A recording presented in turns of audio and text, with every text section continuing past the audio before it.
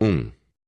Não exterminaste o pecado na terceira porta e adquiriste a terceira verdade. Não entraste no sendeiro que conduz ao conhecimento, a quarta verdade. E agora repousa sob a árvore Bodhi, que é a perfeição de todo conhecimento, pois és o mestre de êxtase de visão perfeita. Olha, chegaste a ser a luz, convertes-te no som.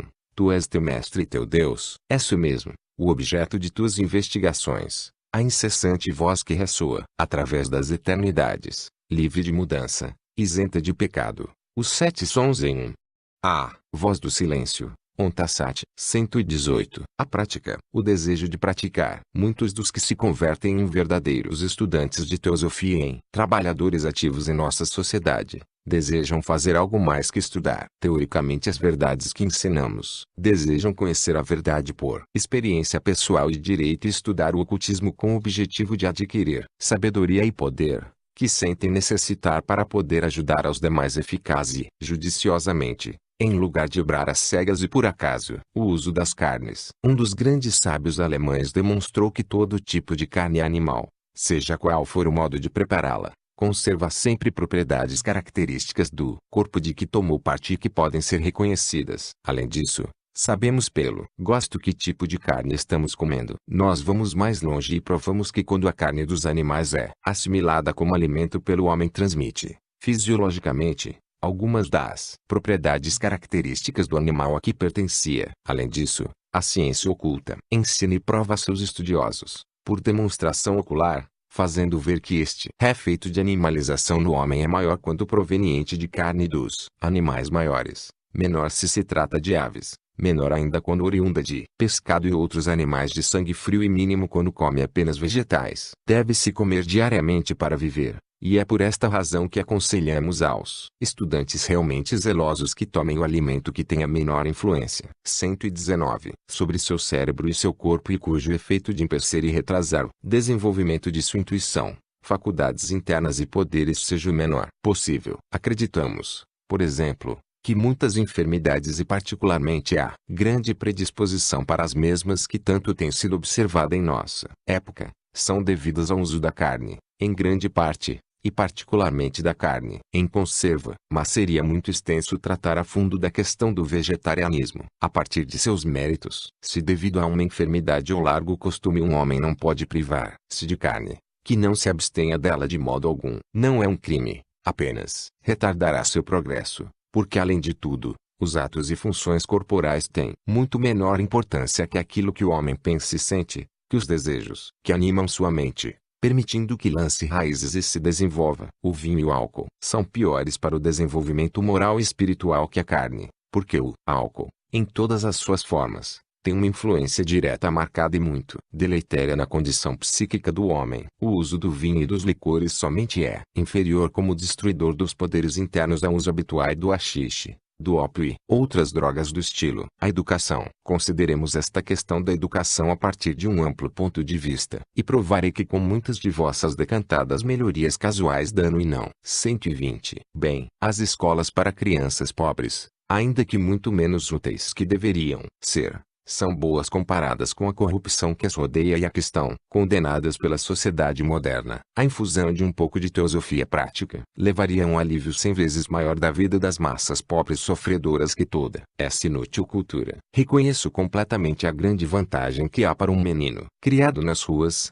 nadando no riacho e vivendo entre a contínua grosseria de gostos e palavras, o fato de encontrar-se diariamente numa escola clara, limpa, com quadros e frequentemente adornada com flores. Ali o ensinam a ser limpo, amável, ordenado, a cantar e a jogar.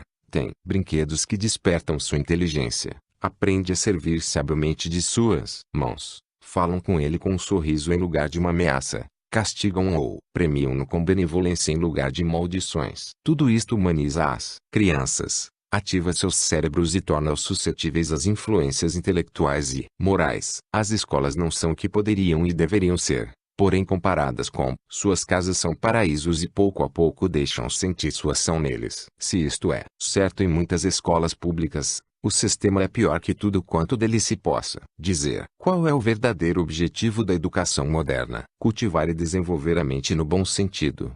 Ensinar aos pobres e deserdados a suportar com valor o peso da vida que karma lhes designou. fortalecer sua vontade, inculcar neles o amor ao próximo e o sentimento de fraternidade, educando e formando o caráter para a vida prática. Nada disto. E, contudo, esses 121 são inegavelmente os objetivos de toda a educação verdadeira. Ninguém o nega. Todos os que se dedicam ao ensino admitem e certamente peroram sonoramente acerca do assunto. Porém, qual é o resultado prático de sua ação? Qualquer jovem, qualquer rapaz, mas ainda, qualquer um dos que pertencem à última geração de mestres responderá: o objeto da educação moderna é passar nos exames. Sistema que não tende a produzir a emulação legítima, mas a criar e fomentar o ciúme, a inveja, quase o ódio entre os jovens e prepará-los para uma vida de egoísmo feroz e de luta pelas honrarias e ganância, em lugar de criar sentimentos benévolos. Repito que a educação da escola é um fator da maior importância na formação do caráter, essencialmente no sentido moral. Pois muito bem, todo o vosso sistema moderno é baseado nas chamadas revelações científicas. A luta pela existência e a sobrevivência do mais apto. Durante a juventude a todos é inculcado o conjunto desses princípios, tanto através do exemplo prático e da experiência como pelo ensinamento direto até que se torne impossível afastar da mente que o eu, esse inferior, pessoal e animal é o único fim e objeto da vida, de onde se origina a grande fonte que logo promove todos esses sofrimentos, crimes e egoísmo impiedoso que conheceis tanto como eu. O egoísmo, como tantas e tantas vezes repeti, é praga e maldição da humanidade e o prolífico genitor de todos os males e crimes nesta vida, e vossas escolas são as sementeiras de tal egoísmo. A parte moderna funda-se no ensinamento comercial, e a antiga ortodoxa reflete sua grave respeitabilidade nos centros superiores. Vemos claramente o científico, material e comercial sobrepor-se ao clássico e ortodoxo antiquado, e não é preciso ir muito longe para encontrar a causa. Os objetos daquele ramo de 122 educação reduzem-se a libras, shillings e pennies, o summum bonum do século XIX. É assim que as energias geradas pelas moléculas cerebrais dos discípulos se concentram em um único ponto e são, portanto, em certo grau, um exército organizado nas inteligências especulativas educadas da minoria dos homens, adistrado para marchar contra as hostes da massa, condenada a ser vampirizada e sacrificadas pelos seus irmãos intelectualmente mais fortes. Tal educação não é somente antiteosófica, mas sensivelmente anticristã. Resultado: o produto direto dessa forma de educação é uma inundação de máquinas para fazer dinheiro, de homens cruelmente egoístas, animais aos quais ensinaram sistematicamente a devorar seus semelhantes e a aproveitar-se da ignorância de seus irmãos mais débeis. Dever-se-ia, antes de mais nada, ensinar às crianças a autoconfiança, o amor a todos os homens, o altruísmo, a mútua caridade e antes de mais nada a pensar e raciocinar por si mesmos. Reduziríamos o trabalho puramente da memória a um mínimo absoluto e empregaríamos o tempo no desenvolvimento e exercício dos sentidos,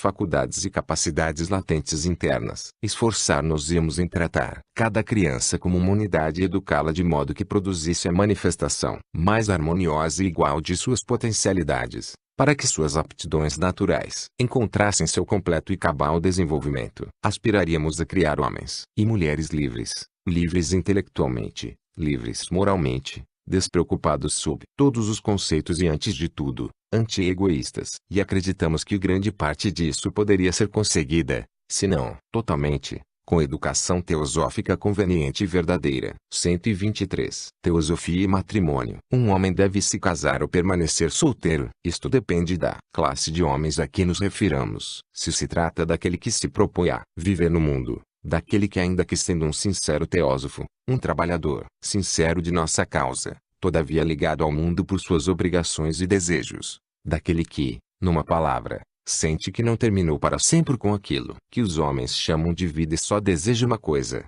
conhecer a verdade e ajudar aos demais, então, digo, não há motivo para que não se case se quer correr os riscos dessa loteria em que saem tão poucos números premiados. Suponho que não nos acreditareis absurdos e fanáticos até ao ponto de pregar contra o matrimônio. Pelo contrário, o matrimônio, salvo alguns casos excepcionais de ocultismo prático, é o único remédio contra a imoralidade. Ponto.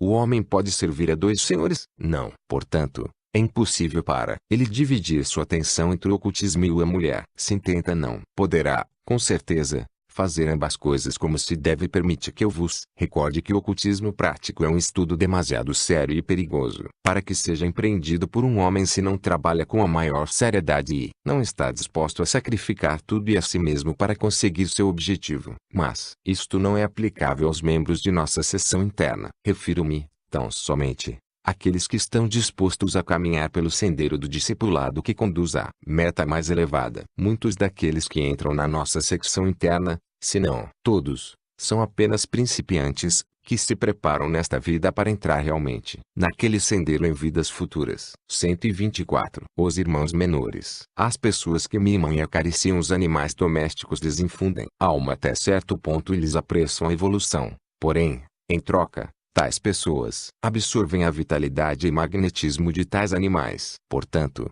é contra a natureza e nocivo, em última análise, apressar a evolução animal. 125. A teosofia. Conceito triplo de teosofia. Carta ao arcebispo de Canterbury. Sem dúvida, vossa reverendíssima é sabedora de que a teosofia não é uma religião mas tão só uma filosofia, ao mesmo tempo religiosa e científica e que o mais importante é que a sociedade teosófica se propõe a fazer reviver em cada uma das religiões o espírito que as anima, fomentando e auxiliando a investigação do verdadeiro significado de suas doutrinas e preceitos. Os teósofos sabem que quanto mais profundamente se penetra no significado dos dogmas e cerimônias de todas as religiões, maior se as torna sua aparente e fundamental semelhança, até que, finalmente se percebe sua unidade básica. Esta base comum é simplesmente a teosofia, a doutrina dos segredos de todos os tempos, a qual, diluída e disfarçada para adaptar-se à capacidade da multidão e às exigências das diversas épocas, constituiu o núcleo vivo de todas as religiões. A teosofia não é budismo,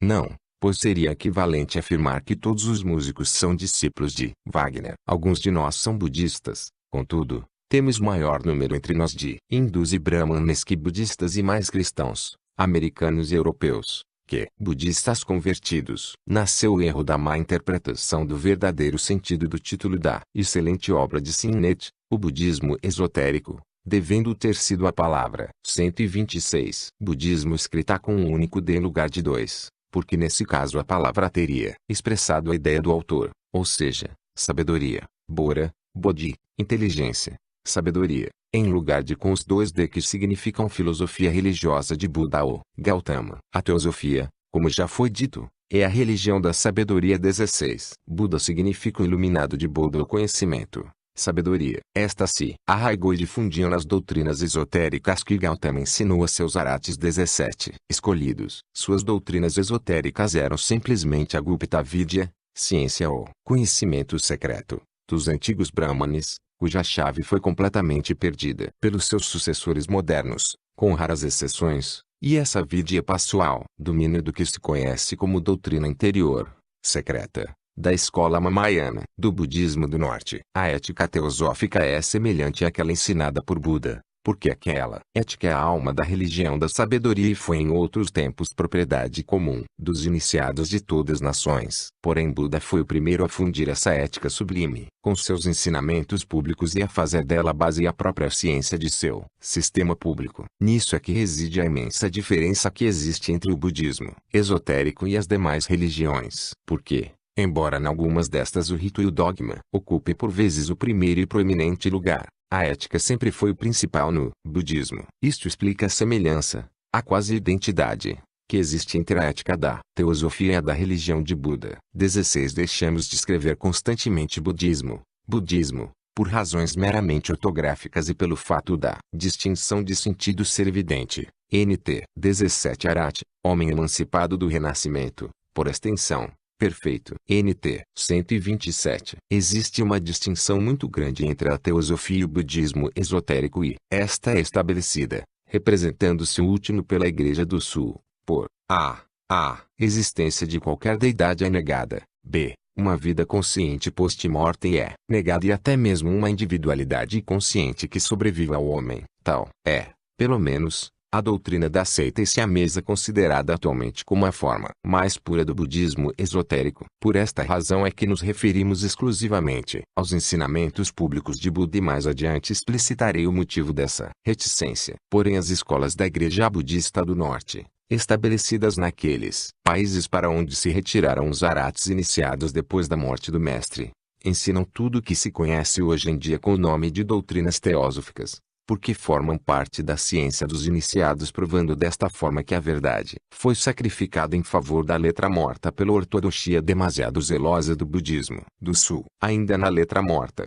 quantos são mais sublimes, mais nobre, mais filosóficos e científicos seus ensinamentos ao serem comparados com aqueles de qualquer outra igreja ou religião. Mas a teosofia não é o budismo. Acreditamos no espiritismo. Se por espiritismo quereis dizer a explicação dada pelos espíritos de alguns fenômenos anormais, declaramos decididamente, neste caso, que não sustentam que todas essas manifestações são produzidas pelos espíritos dos mortos, seus parentes geralmente, que voltam à Terra, segundo dizem, para comunicar-se com aqueles aos quais tenham querido ou aos quais se sentem unidos pelo afeto. Negamos este ponto em absoluto. Afirmamos que os espíritos dos mortos não podem voltar à Terra, salvo em casos raros e excepcionais, de que falarei mais adiante, nem tampouco se comunicam com os homens, exceto por meios 128 completamente subjetivos. O que aparece objetivamente é tão só o fantasma do homem ex-físico. Porém acreditamos decididamente no espiritismo psíquico ou, por assim dizer,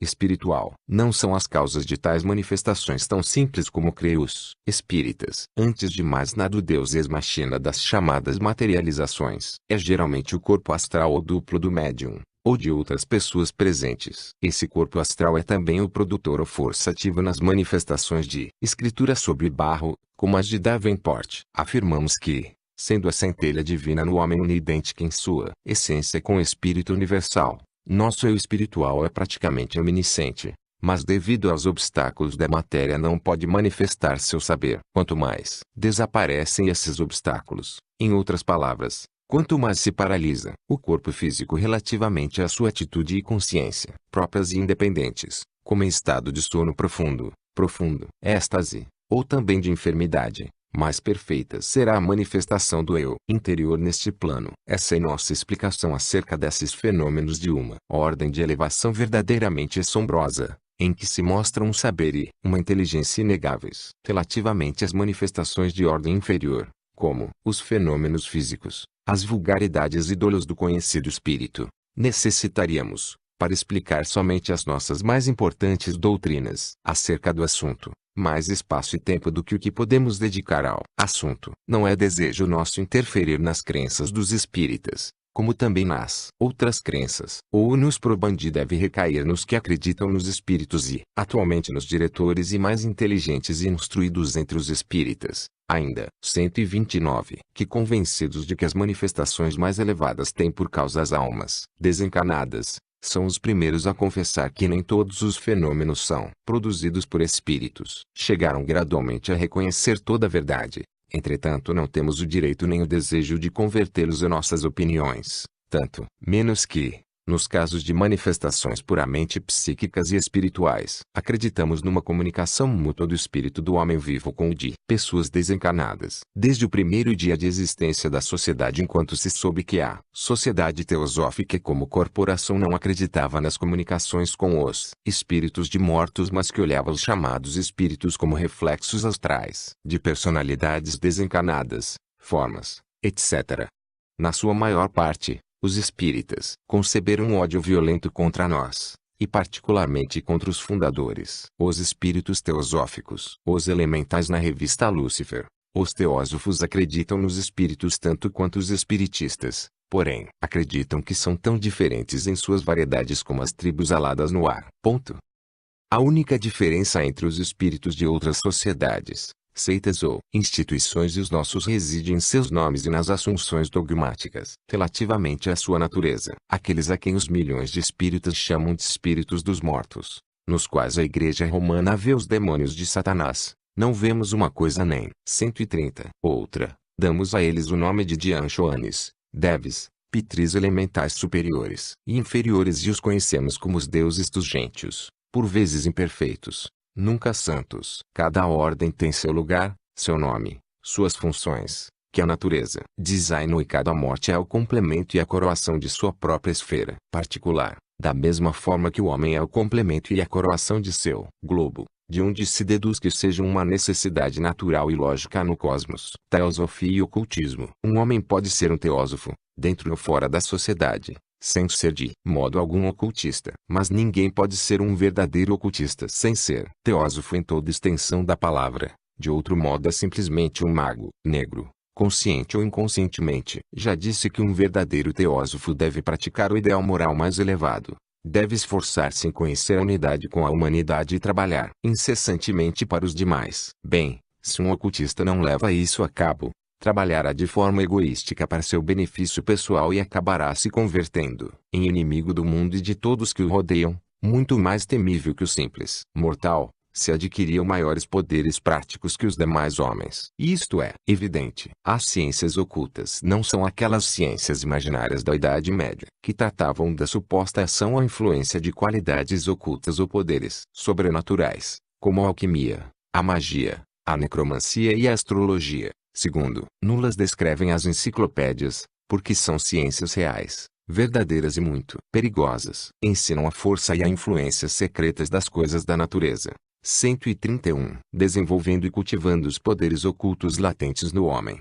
dando-lhe enormes vantagens sobre os mortais mais ignorantes. Bom exemplo disso é o hipnotismo, hoje em dia tão comum e objeto de tantas pesquisas científicas. O poder hipnótico foi descoberto quase por acaso, tendo preparado o caminho para o mesmerismo. Hoje, um hipnotizador experimentado pode fazer quase tudo que lhe ocorra com seu poder, desde obrigar um homem a cometer um ato vexatório inconscientemente, até fazê-lo cometer um crime, frequentemente através de um cúmplice de hipnotizador e em benefício deste último. Não é um terrível poder entregue nas mãos de pessoas sem escrúpulos. E, todavia, lembrai que esta é tão somente uma das menores ramificações do ocultismo. O ocultista pratica a teosofia científica, baseada no conhecimento exato dos trabalhos e segredos da natureza, enquanto que o teósofo, que pratique os poderes chamados anormais, porém sem a luz do ocultismo, tenderá simplesmente para uma forma perigosa de mediunidade, porque muito embora professe a teosofia e seu mais elevado código de ética, trabalha às escuras, apoiado em sincera, mas segue a fé. Quem quer que seja, teósofo ou espírita que intente cultivar um dos ramos da ciência oculta, por exemplo, hipnotismo, mesmerismo ou segredos para produzir fenômenos físicos, etc., sem o conhecimento da razão filosófica desses poderes, é como uma nau sem timão em meio ao oceano enraivecido. Como o teósofo deve se comportar relativamente às ideias religiosas? O teósofo não acredita em milagres divinos nem diabólicos. Através do tempo, apenas pode colher evidências e julgá-las pelos resultados. 132. Para ele não existem santos nem bruxos, nem profetas nem anjos, apenas adeptos ou homens capazes de realizar fatos de caráter fenomenal, aos quais julga por suas palavras e atos. A única distinção que cabe ao teósofo fazer atualmente depende dos resultados obtidos, bons ou maus, para aqueles sobre os quais o adepto exerceu seus poderes. Além disso, o ocultista deve prescindir da definição arbitrária que os definidores religiosos fizeram dos fatos chamados milagrosos. Os cristãos, por exemplo, têm o dever de considerar como santos a São Pedro e a São Paulo, e verem Simão, o mago, e em Apolônio de Tiana, necromantes a serviço de potestades diabólicas. Porém também o ocultista é obrigado, se quiser sê-lo deveras, a rejeitar toda ideia exclusivista. Neste ponto, o estudioso de ocultismo não professará determinada religião, ainda que deva respeitar toda a opinião e crença para chegar a ser adepto da boa lei. Não deve seguir os prejuízos e opiniões sectárias de ninguém e deve formar suas próprias convicções segundo as regras de evidências que lhe proporcionem a ciência a que se dedica. Se o ocultista professa, por exemplo, o budismo, considerará Gautama Buda como o maior adepto que tem existido, como a encarnação do amor sem egoísmo, da cavidade imensa e da moral puríssima. Porém verá iluminado com a mesma luz a Jesus Cristo, considerando-o como outra encarnação de virtudes divinas. Venerará a memória do grande mártir, ainda que não o veja como Deus humanizado na terra e Deus de deuses no céu. Amará o homem ideal pelas suas virtudes, pessoas sem se importar com elogios de fanáticos sonhadores nem a dogmatismos teológicos. Acreditará também na maioria dos milagres se os distingue segundo as regras de sua ciência, ainda que negue a palavra milagre em sua acepção teológica, ou seja, como acontecimento contrário às leis da natureza, os considerará como desvio das leis atualmente conhecidas, o que é muito diferente. Por outro lado, verá muitos de tais 133 fatos nos evangelhos, de natureza divina, com o cuidado de tomar alguns deles, como, por exemplo, o de enviar os demônios a um grupo de cardos num sentido alegórico e não literal. Esta deve ser a postura de um ocultista legítimo e imparcial. Os muçulmanos que consideram a Jesus como um grande profeta e o respeitam como tal dão com isso uma bela lição aos cristãos que condenam a tolerância religiosa e chamam a Maomé o falso profeta. A Sociedade Teosófica. A Sociedade Teosófica foi organizada em Nova York em 1875. O objetivo de seus fundadores foi experimentar na prática os poderes da natureza e recolher e disseminar entre os cristãos os informes e conhecimentos das religiões do Oriente. A sociedade não possui uma sabedoria própria a defender ou ensinar. É simplesmente o receptáculo de todas as verdades emitidas pelos grandes videntes, iniciados e profetas das idades históricas e até pré-históricas, ao menos de tantos quantos pode reconhecer. É consequentemente o órgão pelo qual os fragmentos da verdade, que se encontram nos ensinamentos dos grandes mestres do mundo, acumulados, são expostos, depois de recolhidos, aos homens. Os grandes inimigos. O dogma e a autoridade sempre foram os açoites do gênero humano e os mais violentos inimigos da luz e da verdade. 134. Futuro da teosofia. Assim como existiu eternamente através dos infinitos ciclos do passado, também viverá no infinito por vir, pois a teosofia é sinônimo de verdade eterna. 135. O mundo sagrado. Bombaim. A ilha de Bombaim ou de Mambai, segundo os nativos, recebeu esse nome da deusa Mamba de Marathi, deusa que é Maimaoamba, Mameama, segundo as diversas formas dialetais e cujo significado literal é o de grande mãe. Um templo consagrado à deusa Mamba, Devi se erguia, ainda não há 100 anos, no mesmo lugar da moderna esplanada. Sem reparar em gastos ou dificuldades foi levado para mais perto da ribeira e do forte frente a Baleshwara, ou seja, ao Senhor dos Inocentes, um dos infindos nomes do deus Shiva. Bombaim é todo um arquipélago cujas ilhas mais notáveis são Sazeta, que se interliga com Bombaim por um mole, Elefanta, assim chamada pelos portugueses, devido à rocha que se encontra no seu mole, talhada em forma de colossal elefante, de uns 35 pés de dimensão e trombai, cuja rocha escarpada se eleva a 900 pés sobre o mar. Bombaim, a testa das demais ilhas, parece no mapa um enorme caranguejo fluvial que estende ao longe suas duas patas, permanecendo vigilante pelos seus irmãos menores. Entre essa ilha fundamental corre um estreito braço de rio que se alarga e estreita alternadamente, detendo sem ondas sob um céu sem rival no mundo. Não é sem razão que os portugueses, que com o passar do tempo foram substituídos pelos ingleses, a denominavam Boa Baía, Bahia, que viajantes entusiasmados compararam com o próprio Golfo de Nápoles. Porém, bem da verdade, assemelham-se como podem parecer um aristocrático Culei e um mísero Lazzaroni, pois a única semelhança que se pode estabelecer entre ambas é o fato de que ambas possuem água. 136. Baleshwara. A sagrada lenda de Baleshwara conta, com efeito, que ali pernoitou uma vez Rama quando passava de Ayodhya ao da Lanka ou Ceilão em busca de sua esposa Sita, roubada por Ravana, o rei perverso. Acredita-se firmemente que o irmão de Rama, Sakshima, era obrigado a enviar diariamente a este um novo linga de Benares a Santa, mas uma tarde descuidou-se no pontual cumprimento da missão. Rama, impaciente, construiu um linga de areia e quando o esperado chegou, de Benares foi colocado no templo e o outro deixado na areia, permanecendo assim séculos e séculos até a chegada dos portugueses, contra os quais Lingam ficou tão indignado pelas suas profanações, que retirou-se mar adentro para não mais voltar. Um pouco além do referido tempo mostra-se o lago de Vanatista ou da ponta da flecha, porque, segundo se conta, Rama ao chegar ali teve sede e lançou uma flecha contra a pedra, surgindo assim o lago naquele ponto. Antigamente os líquidos cristalinos do lago eram rodeados por altos muros e foi necessário construir escadaria para atingir sua borda e uma série de palacetes para que fossem habitados pelos Brahmanes Vija ou os duas vezes nascidos. A Índia é o país mais rico em lendas e não há uma delas nas ruínas, como acerca das fontes e dos lagos, que não seja fundamentada factualmente, se bem que a grosseira fantasia popular as cumulou de trevas, fazendo de geração para geração um véu cada vez mais denso e cerrado sobre elas. Com alguma habilidade e paciência, Mas ainda se tem o concurso de um Brahmana instruído de quem se tenha captado a amizade e suficiente confiança pode-se chegar a descobrir a verdade histórica que a fábula desnatura. 137. Por ali se encontra, ainda, o caminho que conduz ao templo Parsi dos adoradores do fogo. Em sua área mantém-se perpetuamente aceso um fogo sagrado, que consome todos os dias enormes quantidades de madeira de sândalo e plantas aromáticas. Este fogo está aceso há 300 anos e, desde então, nunca foi apagado, mesmo com lutas sectárias e até guerras. Os discípulos de Zaratustra ou Zoroastro sentem-se orgulhosos com seu templo em relação ao qual assemelham-se a pintalgados ovos de Páscoa aos pagodes hindus. Estes últimos são consagrados a Hanuman,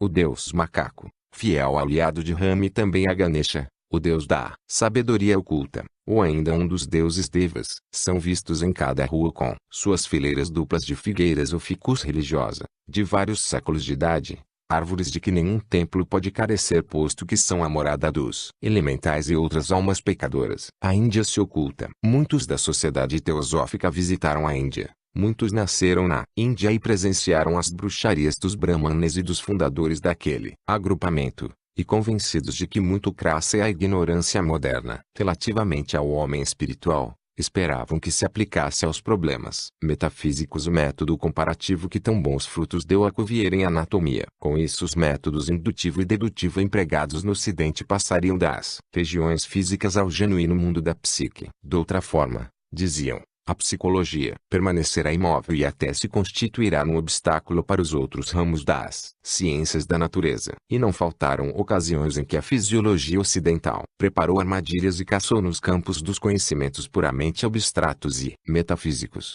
fingindo ao mesmo tempo ignorar completamente estes últimos. E 138. Pretendendo em vão classificar a psicologia entre as chamadas ciências positivas, não sem antes arrancá-la da cama de Procrusto, onde hoje jaz, ainda que se negando a fornecer seus segredos, numa vingança, a tão grosseiros, atormentadores. Acrescentamos que a referida sociedade chegou a contar seus membros não por centenas, mas por milhares, pois ingressaram imediatamente nela. Descontentes do espiritismo americano, num tempo que existiam na América cerca de 12 milhões de espíritas. Outros ramos daquele tronco brotaram em Londres, Corfu, Austrália, Espanha, Cuba, Califórnia, etc.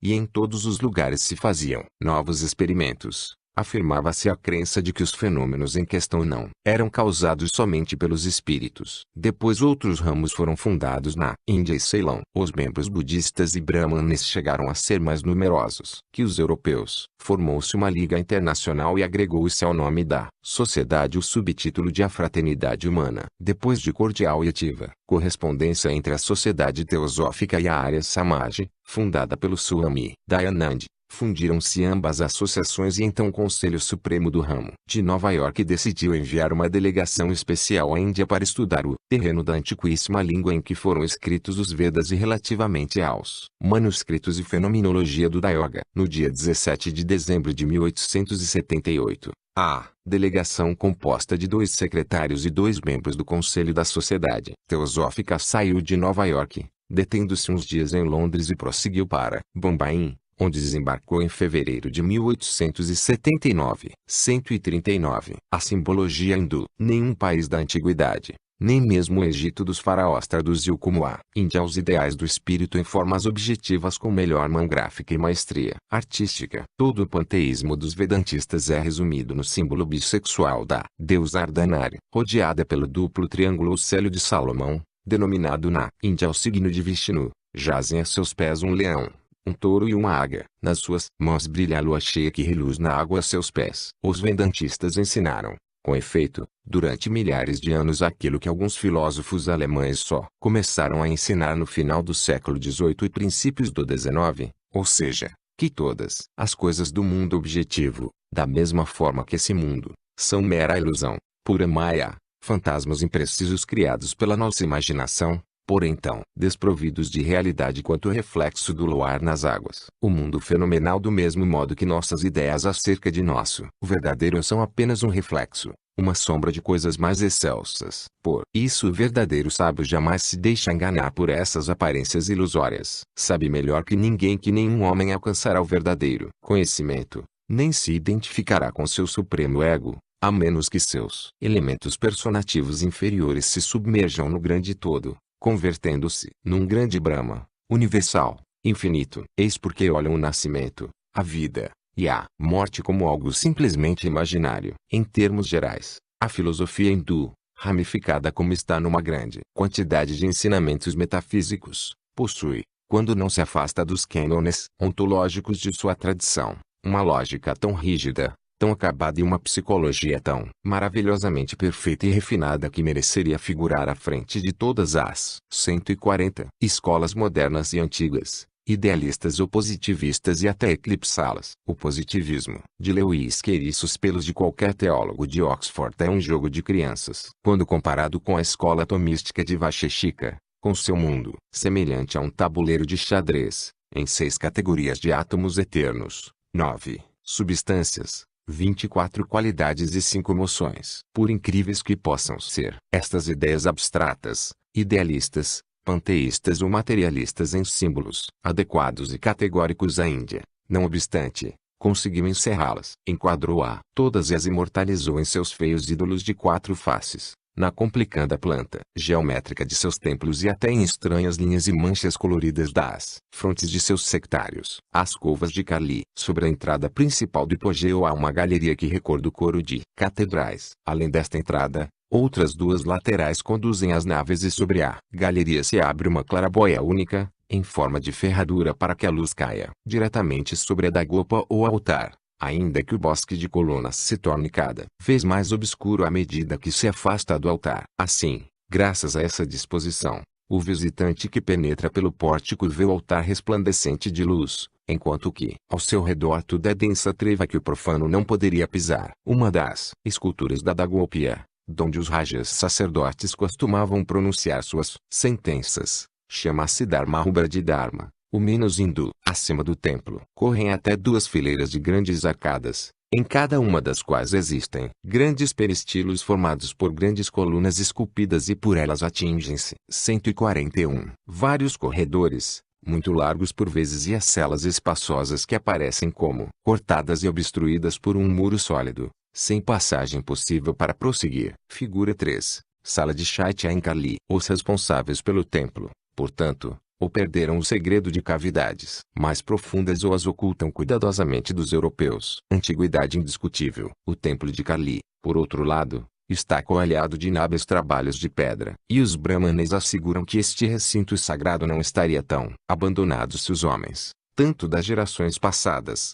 como da atual, não fossem realmente indignos de visitá-lo. Relativamente a Kankari, 142. Alguns outros hipogeus não há tanta dúvida a respeito de se deverem aos budistas, porque em alguns deles foram encontradas inscrições intactas cujo estilo em nada se assemelha às construções simbólicas do brahmanismo. O arcebispo Eber acredita que o hipogeu de Kankari foi lavrado nos séculos I ou II do cristianismo, porém Elefanta é muito mais antigo e deve ser catalogado entre os monumentos pré-históricos, como pertencente à época que se seguiu imediatamente à Grande Guerra cantada no Mahabharata. Infelizmente, quanto a essa célebre guerra não existe acordo entre os cientistas europeus, pois, enquanto o sapientíssimo Dr. Martin Alga acredita antediluviana, o não menos célebre e sábio professor Max Muller a coloca o mais próximo possível do século I de nossa era. História e fábula. Os povos mais antigos da Europa são crianças de peito relativamente às tribos asiáticas, particularmente as da Índia, e ante as gloriosas genealogias dos Rajputs tornam-se modernas as mais antigas nobrezas europeias. Constituem ao mesmo tempo os anais mais verazes e antigos de todos os povos, segundo disse o Cel Todd, que estudou durante mais de 4 lustros aquelas genealogias. Datam, efetivamente, de 1000 a 2200 anos antes de Cristo, e suas frequentes referências a autores gregos atestam sua autenticidade. Após larga e esmeradíssima consulta das inscrições epigráficas em paralelo com o texto dos Puranas, o referido autor chegou à conclusão de que os arquivos de Udaipuri, atualmente inacessíveis ao público, sem necessidade de outras fontes de estudo, constituem a chave, tanto para a história da Índia em particular, 143, bem como para toda a história do mundo. É claro que o Cel Todd aconselha, diferenciando-se de tantos arqueólogos charlatães que ignoram que a Índia, que não se tome a história de Rama, de Krishna e dos 5 irmãos Pandus do Mahabharata como meras alegorias poéticas. Contrariamente,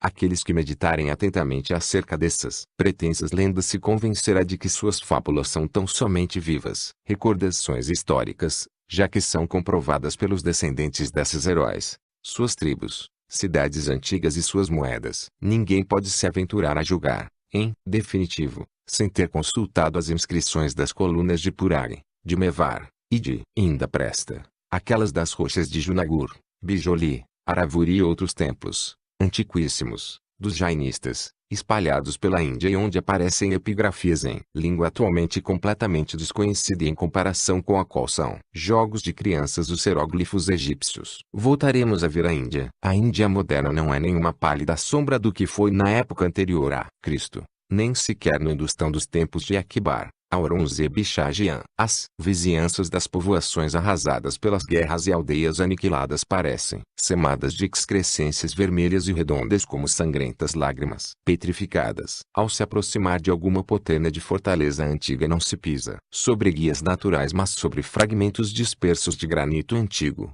sob cujos sedimentos jazem muitas vezes as ruínas de uma terceira cidade ainda mais antiga. Os muçulmanos construíam ordinariamente suas cidades sobre os restos daquelas que tinham tomado de assalto e lhes atribuíam novas designações. 144. Os nomes dessas últimas cidades costumam ser mencionados nas lendas, muito embora suas cidades antecedentes já tivessem desaparecido da memória. Muitos anos antes da invasão muçulmana, chegará o dia em que serão aclarados tamanhos segredos dos séculos. As duas seitas, os Brahmanes de Nasik bem como os de toda a Índia dividem-se em duas seitas, uma que adora Vishnu e outra Shiva e entre ambas existe uma guerra secular. Ainda que a comarca de Godavari tenha sido uma cunha de Hanuman e teatro das primeiras proezas de Rama, que foi uma das encarnações de Vishnu, existem nela tantos ou mais templos de Shiva que desse último. Os pagodes shivaíticos foram construídos com basalto negro, mas como o negro é cor distintiva dos Vaishnavas ou adoradores de Vishnu como lembrança da cauda queimada de Hanuman,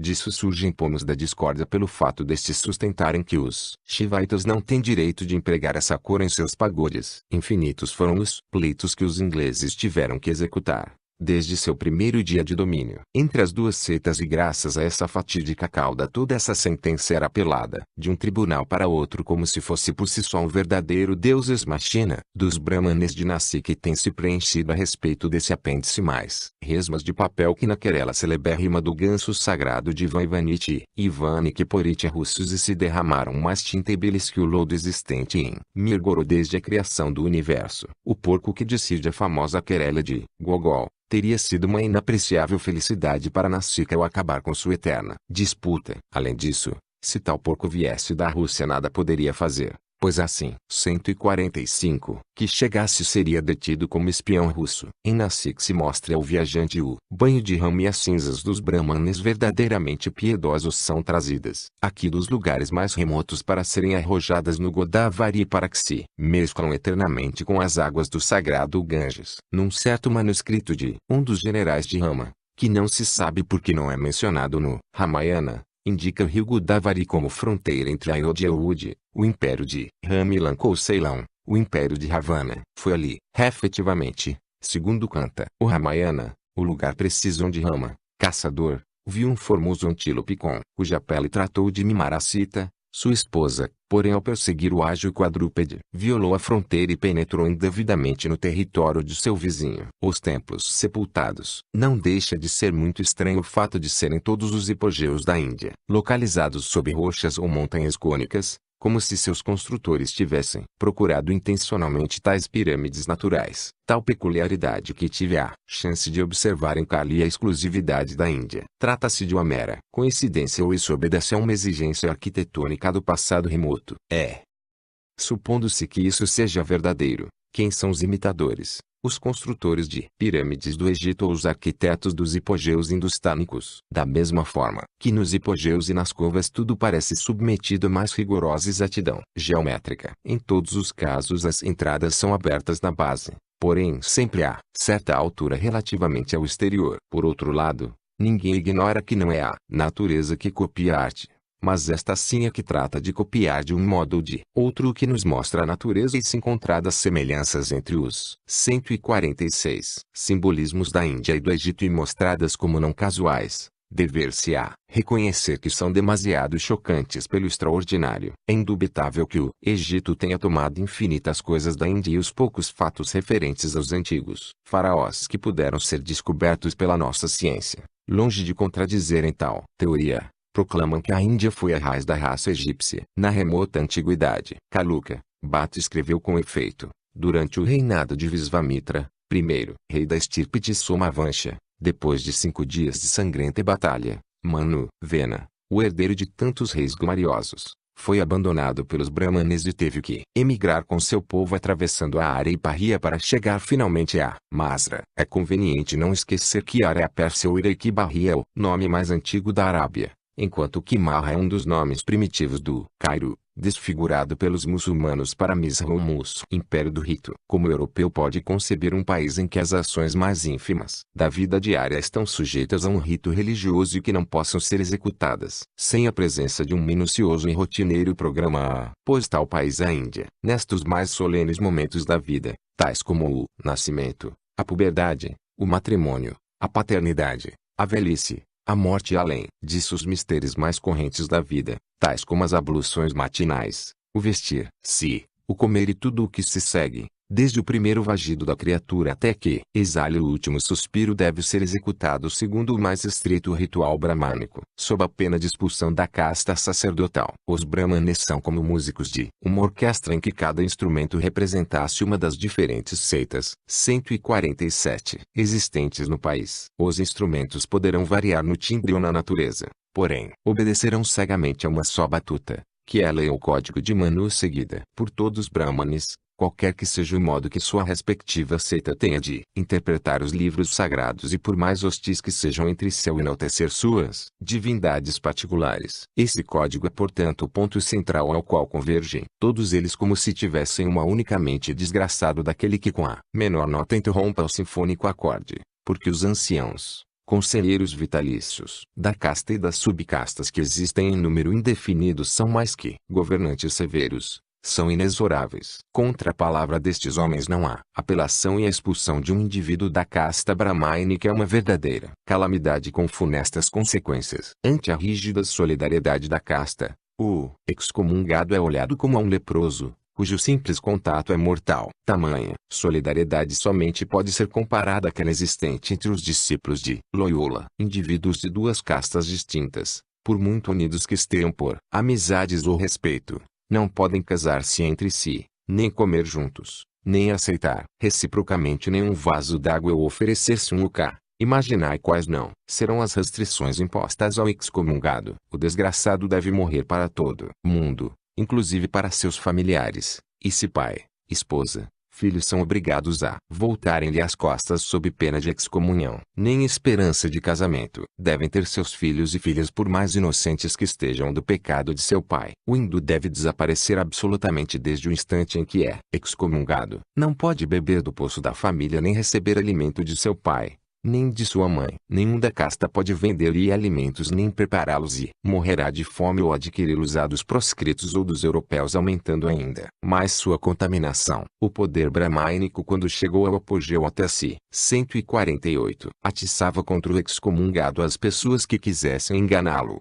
roubá-lo ou matá-lo, como gente fora da lei. Atualmente o excomungado está garantido contra esse risco, pelo menos. Porém, seu corpo depois que morre não pode ser queimado na pira, nem nos seus funerais podem ser entoados os mantras purificadores e será lançado ao rio simplesmente ou apodrecerá ao relento como um animal. O homem, sucessor do homem, o hindu não tem direito de permanecer solteiro. As únicas exceções a esse respeito são os meninos destinados pelos pais à vida monástica desde a infância, daquele que é consagrado a trino com acento circunflexo antes de nascer. O preceito obedece à necessidade que todo hindu tem de contar com um sucessor que se encarregue de executar todas as cerimônias prescritas pela lei para que o morto possa entrar em Swarga, o céu. Por isso, são obrigados a adotar os filhos dos outros os próprios brahmacharyas, Casta cujos membros fazem voto de castidade e são os únicos celibatários da Índia não obstante participarem da vida mundana. Os outros hindus devem submeter-se à lei matrimonial até os 40 anos, idade na qual têm direito de renunciar ao mundo e suas pompas e buscar sua salvação, levando uma vida ascética num bosque ou lugar afastado. Ainda que o se nasça defeituoso, nem por isso alheio se me deve procurar na mesma casta a mulher que seja defeituosa, procurando observar a lei das compensações, procurando-se o cego para a paralisada, o imbecil para a histérica, etc. Se o homem em questão desejar uma esposa sã, pode fazê-lo procurando a um grau abaixo de sua casta social, mas em tal caso, os parentes e amigos do esposo não darão acolhida em sua casta adventícia, e isto sob nenhum pretexto. 149. Tudo isso, é claro, são disposições e composições que somente pode efetuar o Guru ou Brahmani, diretor espiritual da família, sob a direção dos deuses. 8.